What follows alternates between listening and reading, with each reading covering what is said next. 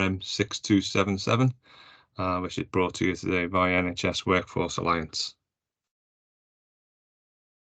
Just going to go through. I don't think my. So just going to go through some governance. So today the session will be recorded and the slides will be shared after the event. If I could just ask everyone on the call to mute themselves. It does cause a bit of confusion and inconvenience for the presenters when we do hear background noise. And if you could also turn any video off, it does sometimes have an impact on the video connectivity. If you have a question throughout the event, if you just pop it into the chat, we have put some time aside at the end of the session just to go through the questions that we have received. We will try and answer all the questions. I think some of the sessions have run quite close to the hour that we've allocated.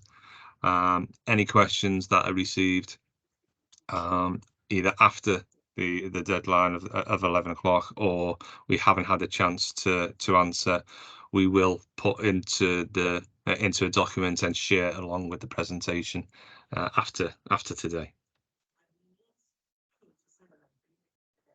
So quickly, just to give you an overview of the agenda for today. So after I've done some introductions, I'll be handing over to one of the framework managers, James Morton, who will be providing an overview of the agreement, some of the policy requirements, some of the audit and assurance contractual obligations on the supplier, and how to buy through the agreement. He will then hand over to Matt, another of the framework managers, who will go through the customer rate card in a lot of detail and give an overview of other ways that we can help. We'll then give you some opportunities to ask any questions, and hopefully the team will be able to answer all of those. So the non-clinical staffing agreement is brought to you by NHS Workforce Alliance, which is a collaboration between Crown Commercial Service and NHS PIP, Procurement in Partnership, which consists of 4 NHS procurement hubs, which are NHS Commercial Solutions, NHS London Procurement Partnership, the NHS East of England Collaborative Procurement Hub, and the NHS North of England Collaborative Procurement Hub. The agreement is managed by Crown Commercial Service, and here's an overview of the team that are responsible for that. So my name is John Wilson. I'm the commercial agreement lead for the non-clinical staffing agreement. I also have responsibility for temporary staffing agreements across the education sector. As I mentioned, we've got Matt and James, the commercial agreement managers, both given presentation, part of the presentation today. And we've also got Cal, our commercial agreements officer for non-clinical staffing, on the call as well. And so we report into the Associate Commercial Director, Mike Rice, and the Deputy Director, Clemmy Smith. So the final slide that I'm going to cover is just to give you an overview of the transition of the outgoing agreement, non-clinical staffing and fixed term staff, RM6160, which started in July 2019 and is due to expire on the 25th of July, so in a little shy of 2 weeks' time. Spend in that 4-year period is just shy of 1.5 billion. And you can see there that there is a mix of both wider public sector and central government customers utilising the agreement.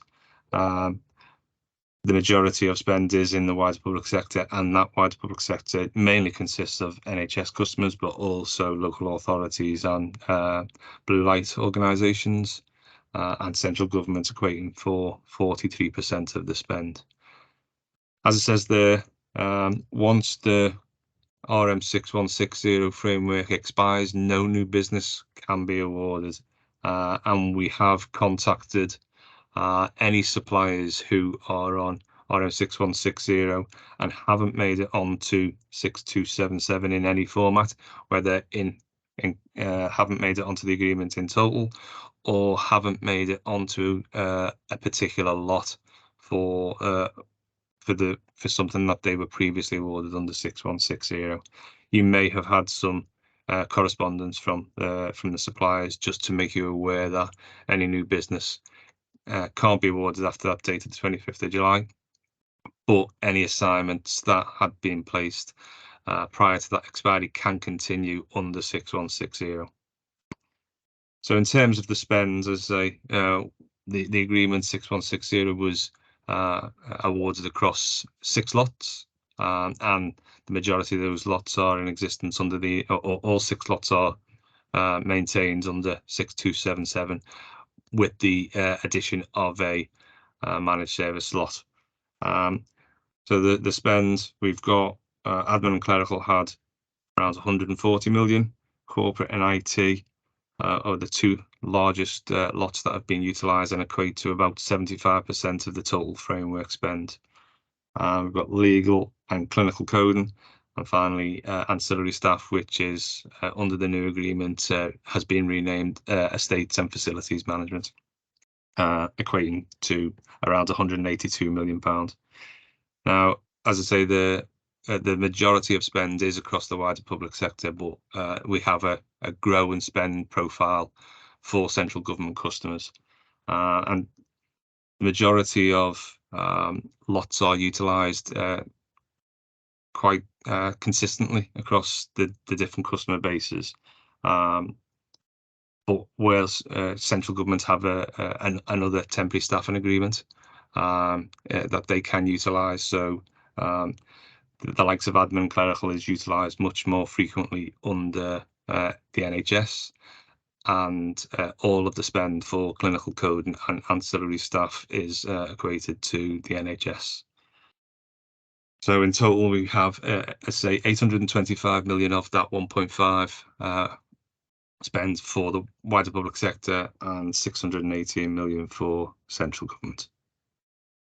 That spend will continue to grow for a short period of time. As I say, framework, any contracts awarded before the framework expires can continue past the framework expiry, and we would anticipate that those contracts would have a call-off contract end date, so that spend will eventually transition to 6277. I'm going to hand over now to James, who will give you an overview of the agreement.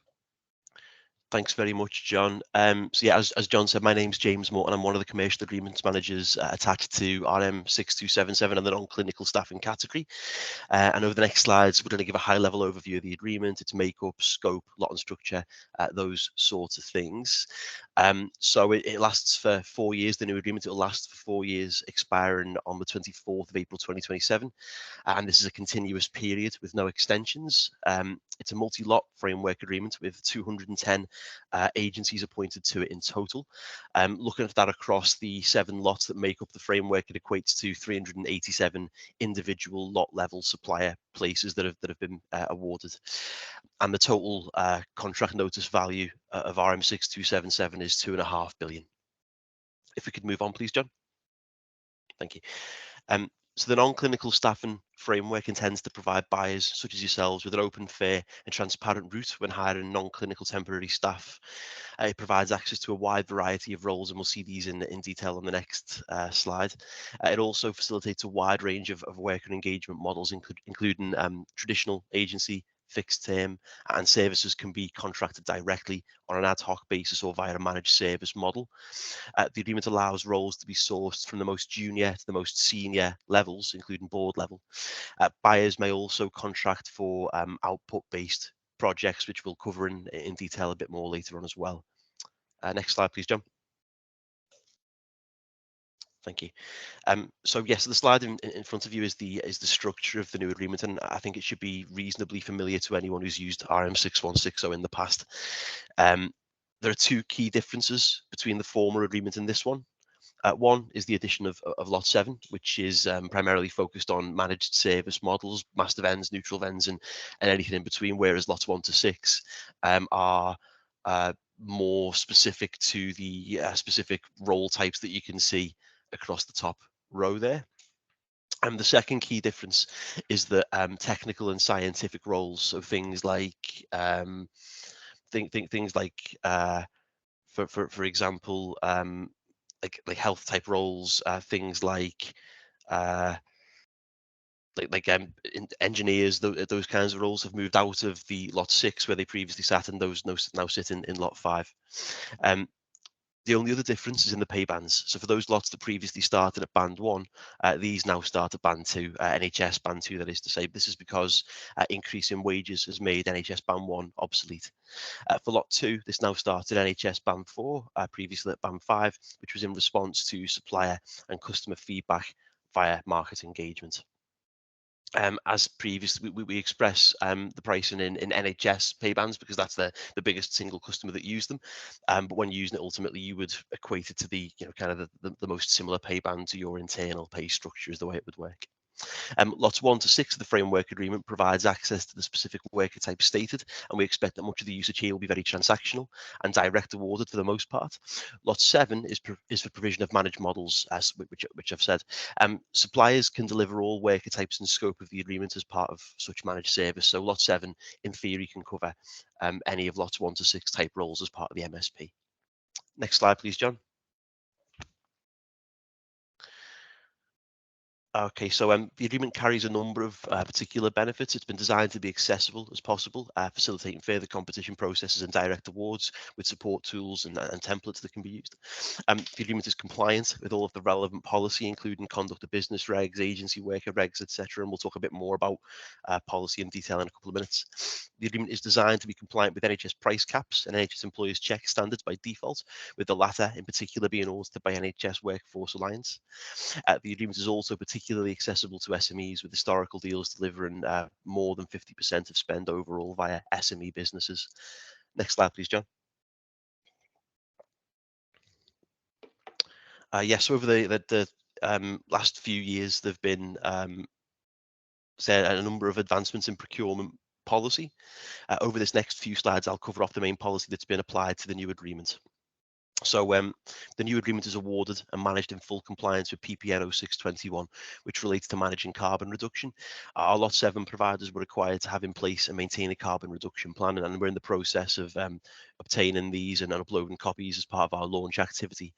For Lots 1 to 6 suppliers, there is an obligation to develop their understanding of their own carbon footprint and work towards developing that CRP, carbon reduction plan, during the life of the framework agreement, which then can be applied as a firm obligation in the next iteration of it. Social value criteria, as described in PPN 0620, are fully provided for in the agreement and were tested at framework level across all lots. During the framework evaluation, we focused on fighting climate change because that was the social value criteria that NHS England decided to focus on, and on equal opportunity because customer and supplier engagement indicated that this was the area that workforce suppliers could contribute the most good. All 5 social value criteria, however, are provided for in the agreements for the purposes of reporting, framework management, and for your use as call-off criteria. The agreement was let in full compliance with all the policies in the outsourcing playbook. So all 11 playbook policies were applied to this framework agreement. And you can see a little bit of detail on the financial risk assessment levels that have been applied on the slide there to the different lots. So this guidance, for who doesn't know, is mandatory for contracts in central government, and it's best practice for other sectors, including NHS and health. We also conducted and will continue to manage financial assurance in line with the playbook policy throughout the life of the framework agreement.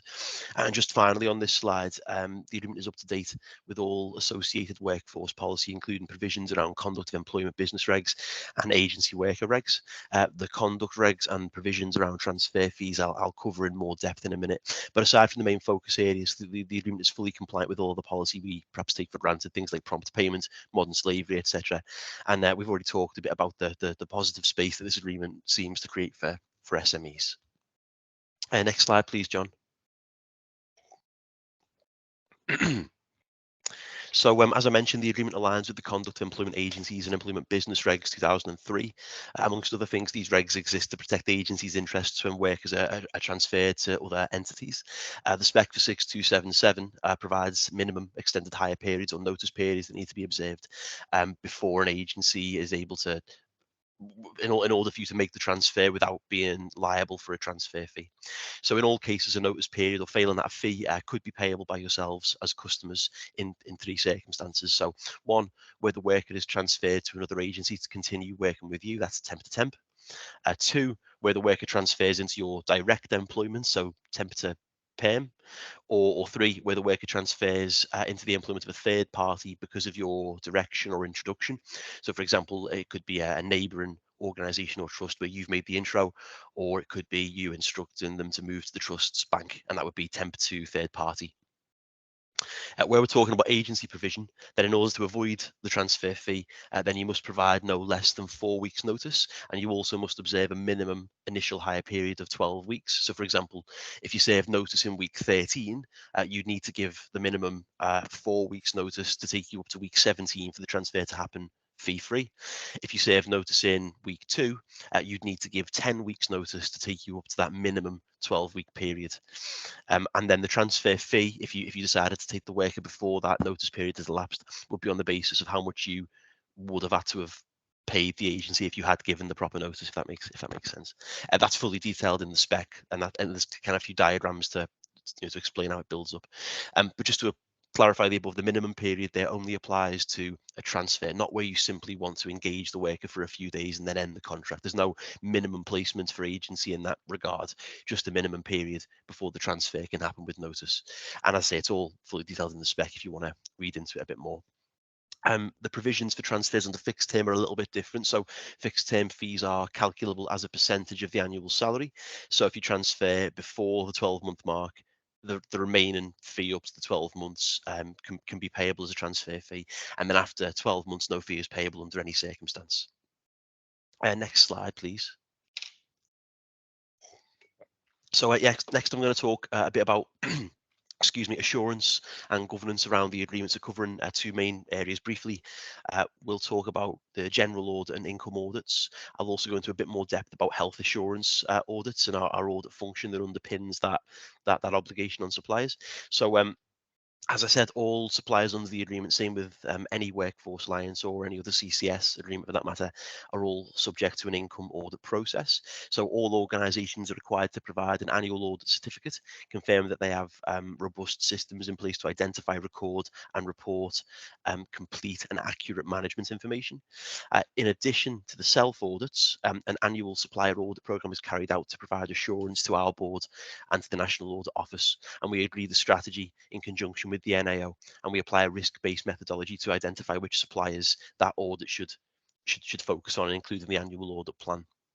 As I say, these audits focus on completeness of income and ensuring that the rates chargeable to customers don't exceed framework maximums and everything's reported accurately. But if we just jump over to the next slide. Thanks, John. In addition to that, and particular to the health workforce portfolio of agreements, we also conduct health assurance audits on our suppliers. So as you'll know, for NHS contracting authorities, the worker compliance standards in the framework are in line with NHS employers' check standards. That's the default.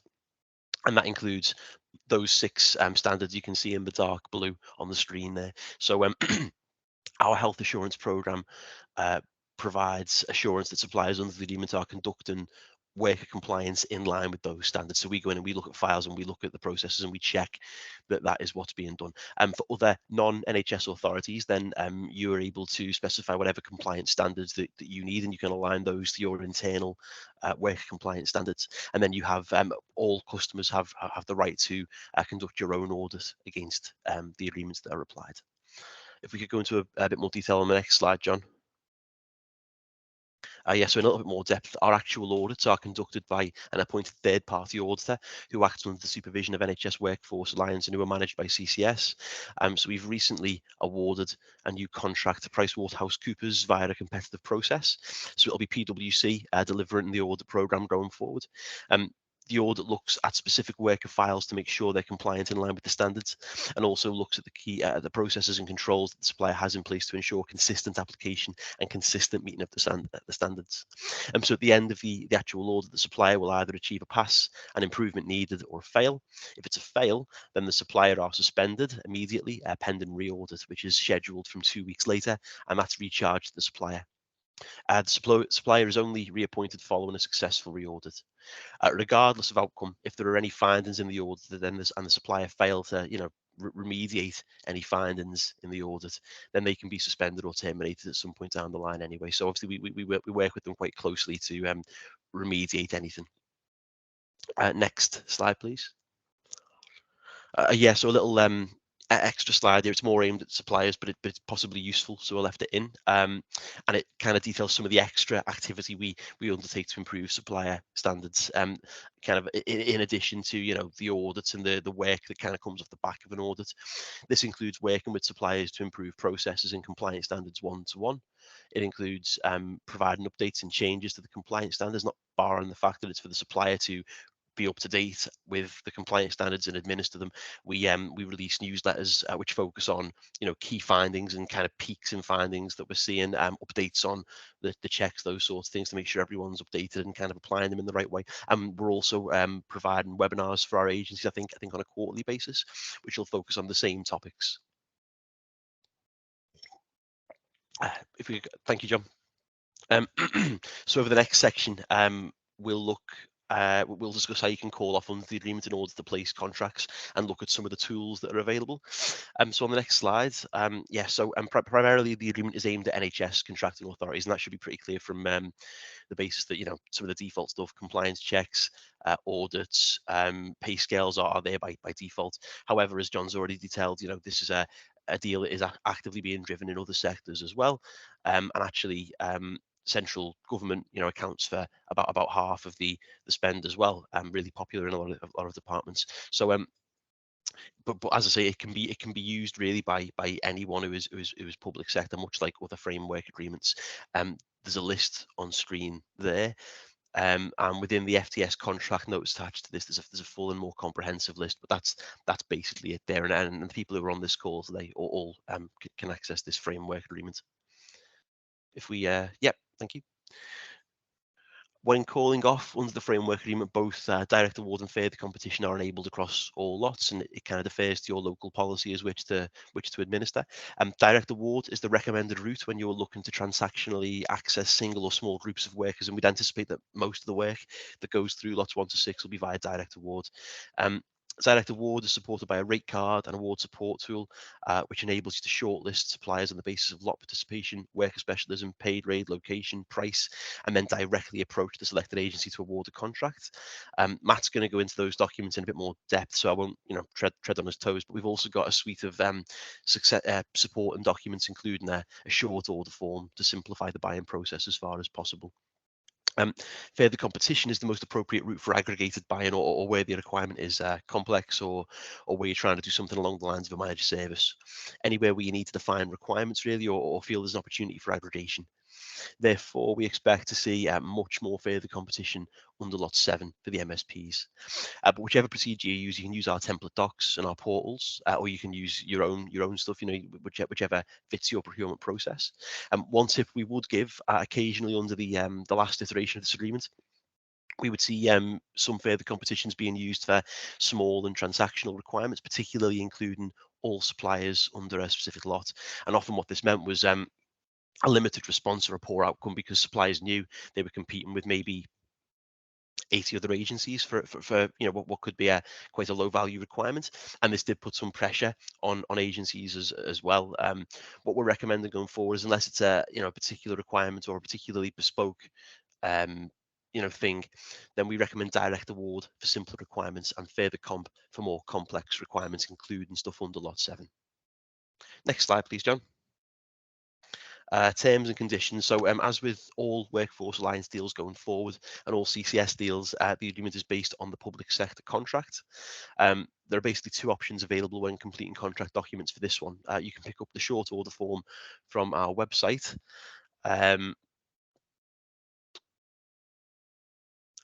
Sorry, lost my place in the notes there. You can pick up the short order form from the website, which is likely the most appropriate route if contracting for small groups of workers or direct awarding. You may also use the short order form to put in place a time-bound agreement with an agency without commitment to volume or value, for example, covering a placement over the next 12 months. Use of this form is provided you're not adjusting any of the terms and conditions of the agreement. More complex requirements would need to use the complete call-off contract and order form, and in such circumstances you may adjust the contract by adding special terms and will indicate in the order form which schedules are being used and whether any additional schedules have been added bespoke to your organisation. We'd recommend in all circumstances that you issue the order form to the supplier for their signature. I'd also recommend keeping records of any countersigned versions and doing some review on this before signing to ensure that no terms have been adjusted at the supplier's end. We did have some instances under the last agreement of suppliers attempting to change things like transfer fees or extended hire period clauses. We've been very clear with agencies that these practices aren't acceptable, including during the tendering exercise for this particular framework agreement. We released some comms specifically around this issue, setting out the stall very early that that's not going to be acceptable at all. But do remain vigilant to it, and if you are seeing instances of it, get in touch with us because we'll want to take that up with the agencies directly. Next slide, please, John. Yes, so very briefly, this is the short order form that I've already mentioned. The idea is that you're already that you're really just putting very basic information for the parties. Details of the requirements, schedules, and scope and content are all locked down. There's no scope for adjustment to terms and conditions. So the whole thing is 3 or 4 pages long. And it's really just aimed at a very transactional usage. Since single or small groups of workers, simple time-bound agreements, as previously discussed, those sorts of things, not appropriate for more complex requirements. If we could go forward one more time, John. Yeah, again, briefly want to show you the assignment checklist, but basically this is a form produced by the supplier per placement and signed off by you, the customer, that details and confirms the particulars about the worker, compliance checks and vetting, and everything that the worker needs to go on assignment. What you'll notice about the new version of this is that it includes a status determination statement template for your completion. You'll be aware that under IR35, the ultimate employer, so you in most cases, needs to make a determination of on or off payroll per placement. The supplier then has an obligation to administer that determination when managing tax and payroll for that worker. It's worth reinforcing that under IR35, the liability lies with you as the ultimate employer. So it's really important to ensure that that determination is made to avoid any liability kind of rolling back up the chain if anything were to happen. And forward again, please, John. Cheers. So you might be familiar with statements of works from the last agreement or from your lives otherwise. This is where instead of you contracting for workers on the basis of the hours worked, instead you're engaging a business to take ownership of a project or an outcome for a fixed fee. We made a particular point of clearly defining how project works can be carried out under the new agreement and about distancing the offering a little bit from SOW, which carries some advisory connotations, which are not really in the spirit of a deal that is aimed at contingent labour. For the avoidance of doubt, consultancy and advisory services are not covered by this agreement. As a result, we created output-based delivery in its place, and there is much more clear definition of how that works, what's in scope, who's responsible for delivery, etc., and how pricing works. Because the supplier has taken ownership of the project, the spec is clear that the supplier owns delivery and owns the risk. So the agreed rate won't change if the project is delayed, for example, provided it's not because of something that you've done or added to the project later on. If it were advisory services that you are interested in, then CCS and Workforce Lines do have other management consultancy type deals that you'd be able to access, and we can support you in accessing those as well. And one more slide forward, please, John. Yeah, this is the last one from me for a bit. You'll probably be happy to hear. So I just wanted to make you aware that the information about the agreement, including user guides, contract templates, all of that's available on the framework website. So for health customers, that's the NHS Workforce Alliance website. For everyone else, that's the CCS website. And I think I'm handing off now to Matt. Am I? Yeah, thank you very much, Matt. If I can hand over. Thank you, James. Good morning, everyone. As John mentioned, my name's Matt Edwards. I'm the other framework manager working alongside James. So I'm going to talk you through the customer rate card. So we move on to the next slide, please, John. So the RM6277 pricing enables compliance with NHS England's agency price caps and pay bands are in line with the NHS Agenda for Change pay scales. The rate card is available in two versions, NHS and wider public sector. The only difference being that the wider public sector version does not include any reference to the NHS agency price caps. The pay bands are the same in both versions, with bands for AWR qualified workers being aligned to NHS Agenda for Change pay scales. The rate card is fully transparent, as all statutory costs and the supplier fee are broken down into the total charge rate. The award support tool is a tab within the customer rate cards, which enables customers to direct award to the cheapest supplier who meets the requirements based on region and role specialism. Next slide, please, John.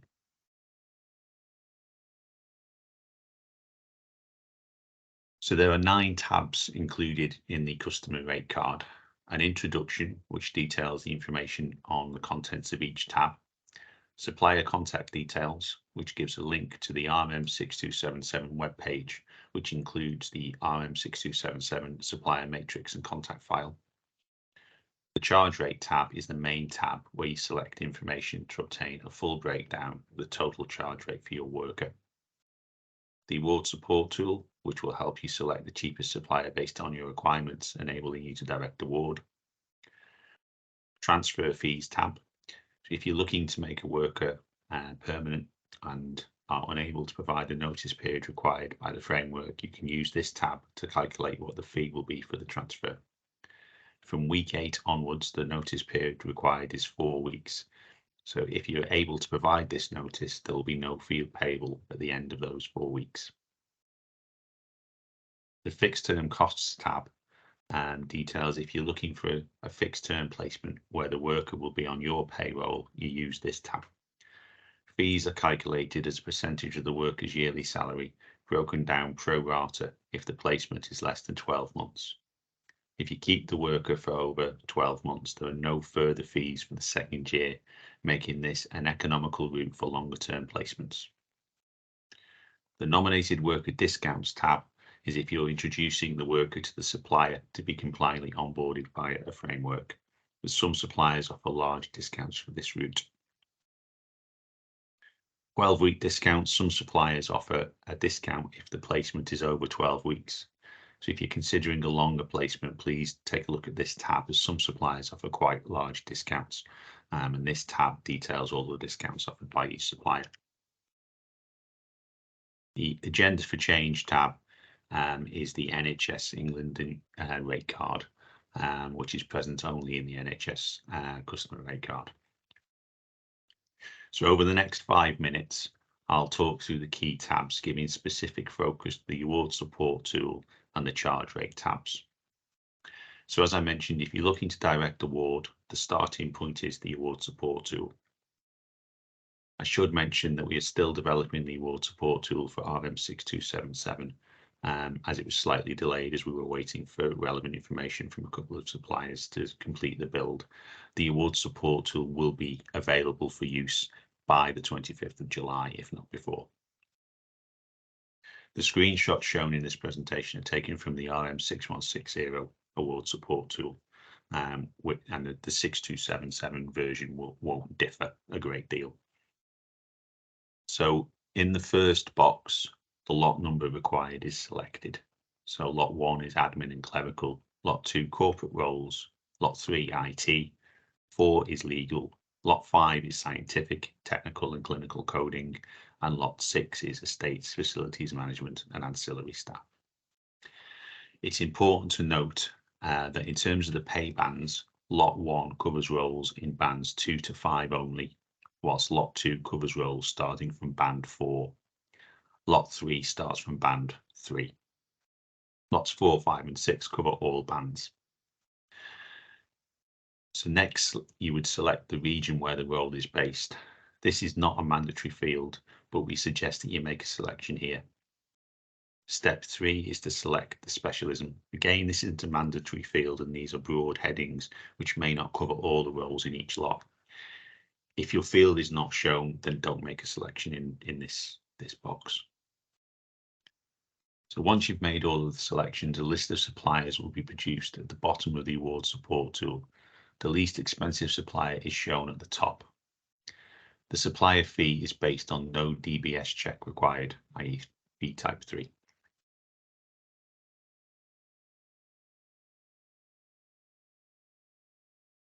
If we move on to the next tab, which is the, I think I've jumped, I might have jumped ahead there. Yeah, so that's the list of the suppliers based on supplier fee. As I said, that's based on no DBS check.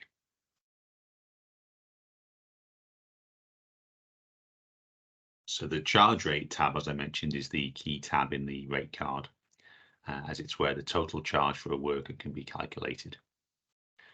The table highlighted with the red border appears in the top right-hand corner of the charge rate tab and is a series of drop-down boxes which you need to work through in order to calculate the total charge for the worker.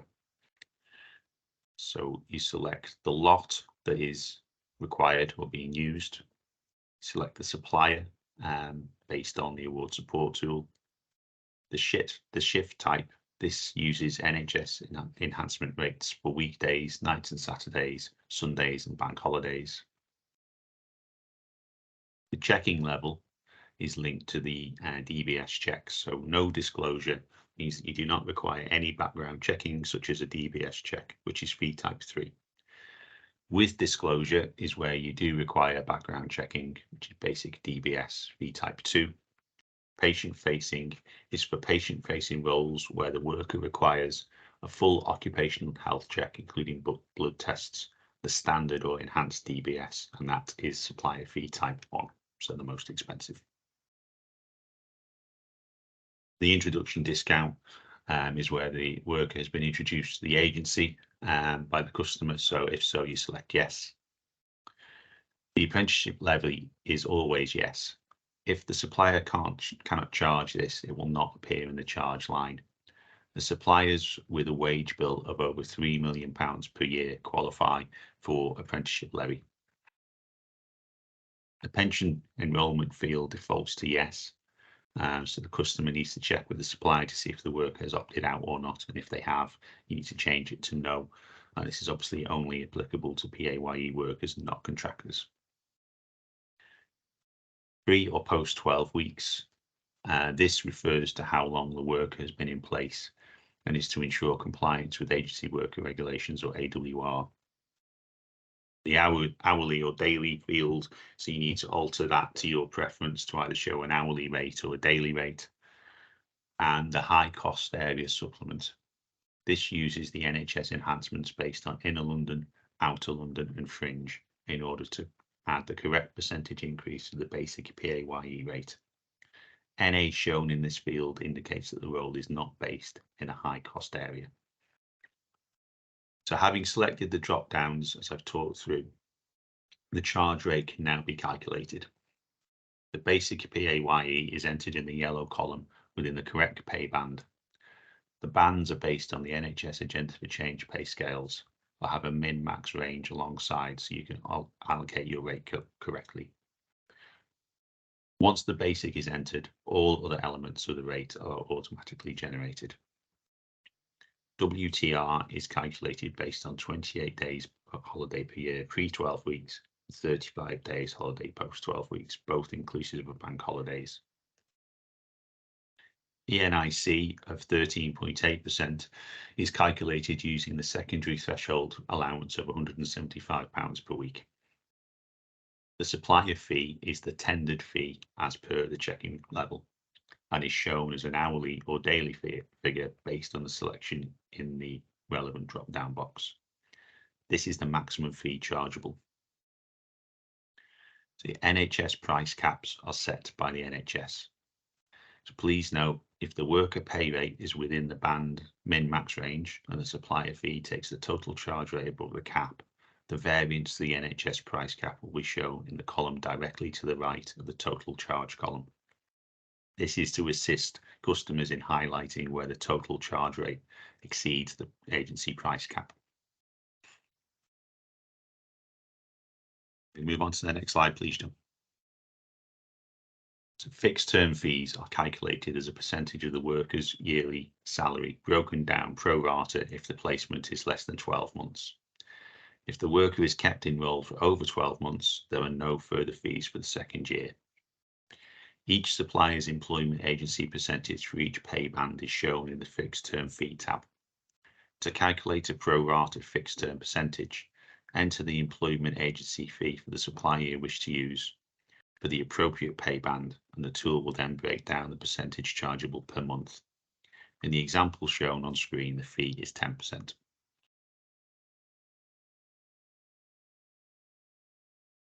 And the next tab, please, John.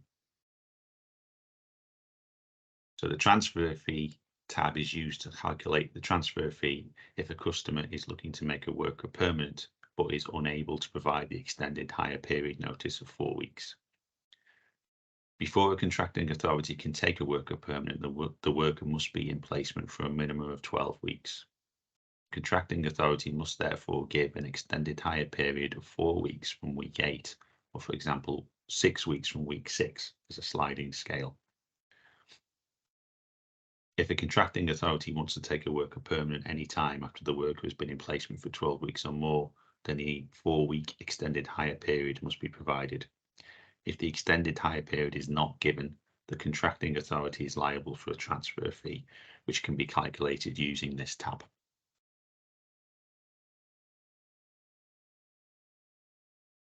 So that completes the section on the award support tool and the rate card. This is the final slide in the presentation. How the framework management team can help, and we're available to provide you with support in making your award. If the requirement is for direct award, further support and advice will be provided on using the rate card and award support tool. If the contracting authority wishes to run a further competition, we can provide an expression of interest template, assist in running an expression of interest, offer guidance on the evaluation process, and give guidance on using the contractual documents. The framework team runs a supplier relationship management program, which helps us understand the market. Aligned to this is the comprehensive MI data, both of which can be used to assist customers in their decision making. A key part of the framework team's role is contract and dispute resolution. We are here to support both customers and suppliers alike, and will seek to provide commercial advice to all parties in a clear manner. In some circumstances, CCS can offer assisted procurement for high-value contracts. Customers who require assisted procurement would need to inquire, so CCS can ascertain if the requirement is valid.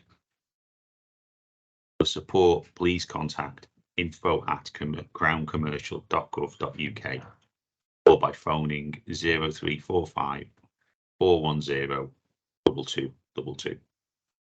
Or you can also contact your NHS Workforce Alliance lead contact. Thank you for attending this webinar today. We now have time set aside for questions, which I'll hand back over to James, who will run the question session. Thank you.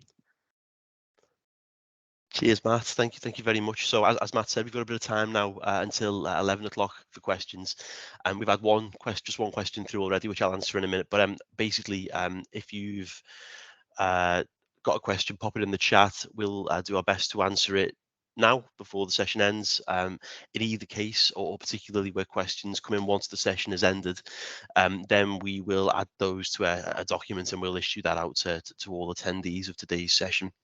So do throw it in the chat. The one question that we've had so far, can you confirm that you can undertake a further competition for a managed service using lots 1 to 6 as well as just lot 7, where the SOR relates to a specific lot subject matter? So yeah, short version is yes. Bit more detailed. So whilst lot 7 is the dedicated route for a managed service provision, whereby multiple different worker types are involved, you can award more simple managed models for specific worker types under lots 1 to 6, as you were always able to do under the last agreement as well. So this doesn't limit you, it just gives you an option to award something that is like for all worker types. And then the other question that I detected in there was direct award and further competition are all available across all lots. We recommend for anything managed or more complex than transactional workers, it's further comp, but direct award would be the recommended route for lots 1 to 6, unless you're awarding this type of managed contract, in which case we would say further comp there too as well. Second question: when do you anticipate the rate card and award support tool will be available for RM6277? So I think Matt mentioned during the session that it will be ready before the outgoing framework ends, so it will be ready before 25th of July, and our aim is to get it ready before then. If there's anything else to add, Matt or John, to that, then just let me know. The rate card is already available. It's just the award support tool that we're finishing building, and that, as James said, will be available by the 25th of July at latest. And when we issue the outputs from this session, we'll issue the current version of the rate card. I didn't detect that bit of the question, so good spot, Matt. Thank you.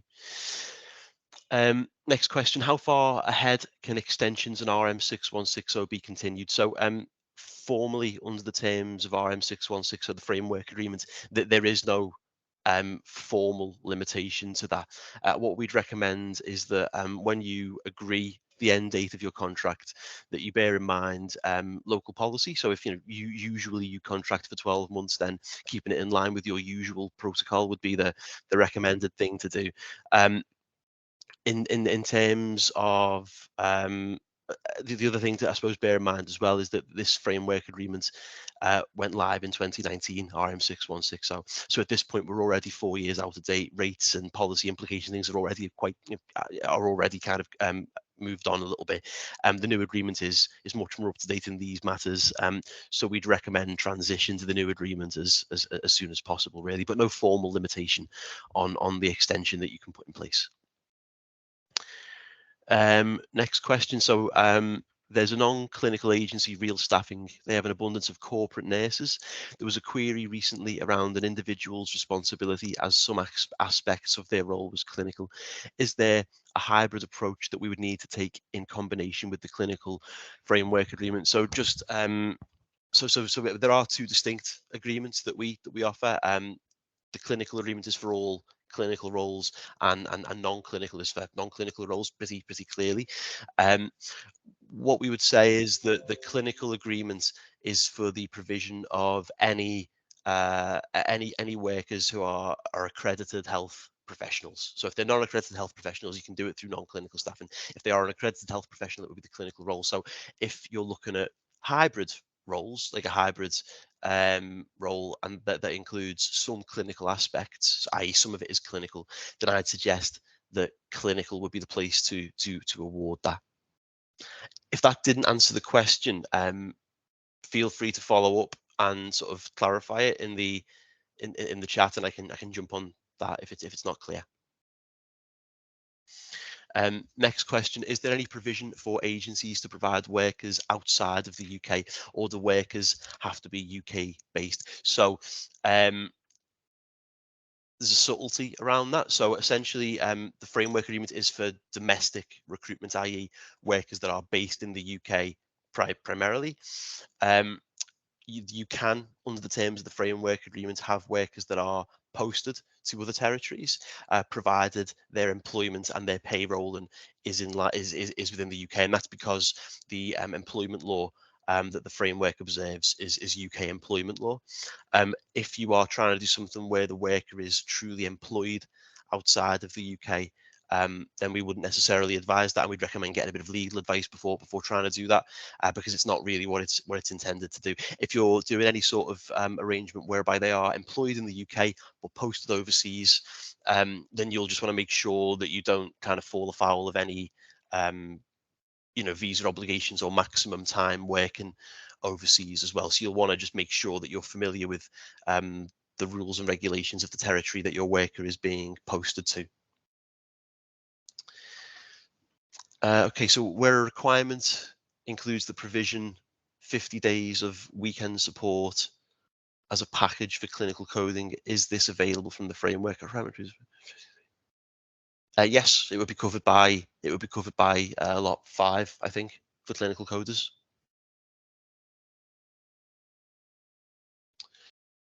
Okay, so right, okay, so this is a little follow-up to the query earlier with regards to real staffing.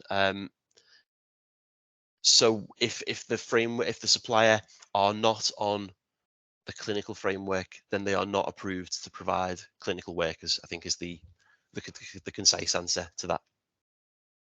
I would just add to that we currently are out to market for the replacement clinical agreements, and that should be available for use very shortly, and that supplier may or may not be awarded the position on the agreement.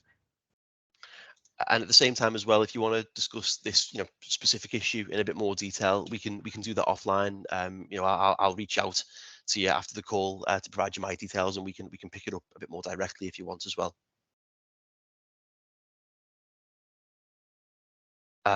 Is this contract suitable for finding very short-term assignments, say 1 to 5 days? Yes, that can be done. Is there a placement where best practice can be shared with those contracting authorities in terms of transition to RM6277 and ongoing management of the call-off contracts?